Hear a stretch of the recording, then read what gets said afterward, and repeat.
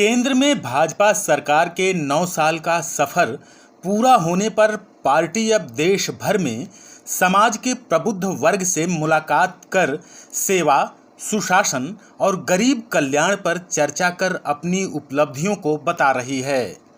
इस दौरान एक पुस्तक भी भेंट किया जा रहा है।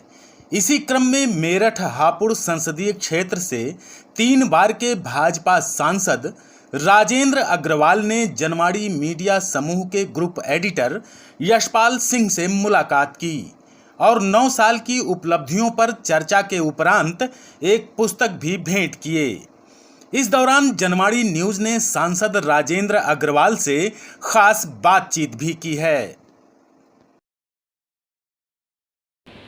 आज जनवाड़ी न्यूज के स्टूडियो में मेरठ हापुड़ लोकसभा क्षेत्र से सांसद हमारे स्टूडियो में आए हुए हैं और भारतीय जनता पार्टी का समरसता का कार्यक्रम चल रहा है, जिसके तहत जनवाड़ी समूह के समूह संपादक से मुलाकात किए।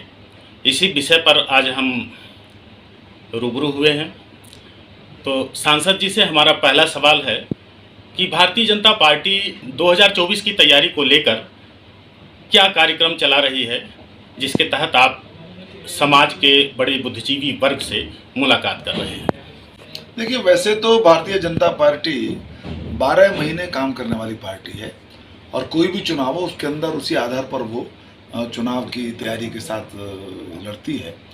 और जहाँ तक 2024 की बात है, हम इस बार विशेष रूप से जो 9 वर्ष का जो कार्यकाल माननीय प्रधानमंत्री जी का रहा है, जिसमें सेवा, विकास और गरीब कल्याण, इसी दृष्टि से ये अद्भुत वर्ष रहे हैं और प्रत्येक क्षेत्र के अंदर विकास हुआ है। देश के अंदर, विदेश के अंदर प्रतिष्ठा भारत की बढ़ी है। तो उन सब कामों के संबंध में बताने के लिए हमने महीने भर का महासंपर्क अभियान चलाया था। उसमें अनेक प्रकार के कार्यक्रम हम लोगों ने किए। हम विभिन्न वर्गों के बीच में गए, उनके बीच में अपनी बात रखी। उसी में एक कार्यक्रम है जो विशिष्ट व्यक्ति हैं, जो प्रभावशाली व्यक्ति हैं, जिनकी समाज के अंदर एक प्रभाव है जिनका, तो उनसे भी मिलने के लिए एक कार्यक्रम हमने बनाया है। तो उस क्रम में आज मैं जनवाड़ी के संपादक महोदय के पास में आया था और एक प्रकार से उनके माध्यम से संपूर्ण जनवाड़ी परिवार से मैंने आज भेंट की है और उनके सामने 9 साल के माननीय मोदी जी के कार्यकाल का रिपोर्ट कार्ड रखा है। तो ये 9 साल का रिपोर्ट कार्ड जो आपने आज रखा है, इससे क्या संदेश देना चाहते हैं आप समाज में, देश को, लोगों के बीच में, बुद्धिजीवियों को द्वारा? नहीं, बड़ी स्पष्ट बात है कि 9 वर्ष, जैसा मैंने कहा, सेवा के वर्ष हैं, विकास के वर्ष हैं, गरीब कल्याण के वर्ष हैं। इससे पहले जिस प्रकार की राजनीति होती थी उसको बदल करके माननीय मोदी जी ने उसको एकदम बदल दिया है।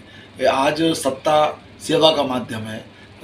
आज सत्ता के माध्यम से सबका साथ सबका विकास के मंत्र के साथ हम सबकी बात करते हैं, वोट बैंक की राजनीति नहीं करते। तो ये संदेश जो दिया है कि सबके कल्याण की बात करो, ईमानदारी से काम करो और सेवा की दृष्टि से काम करो, ये जो संदेश है ये इस संपूर्ण कार्य के माध्यम से हम पहुंचा। पूरा विपक्ष एकजुट हो रहा है मोदी जी के खिलाफ, तो कहीं इसको लेकर के अग्रिम रणनीति तो नहीं तैयारी की जा रही है कि उससे निपटने की? नहीं, विपक्ष तो होगा, होने दीजिए उनको, लेकिन विपक्ष के पास वास्तव में कोई मुद्दा नहीं है।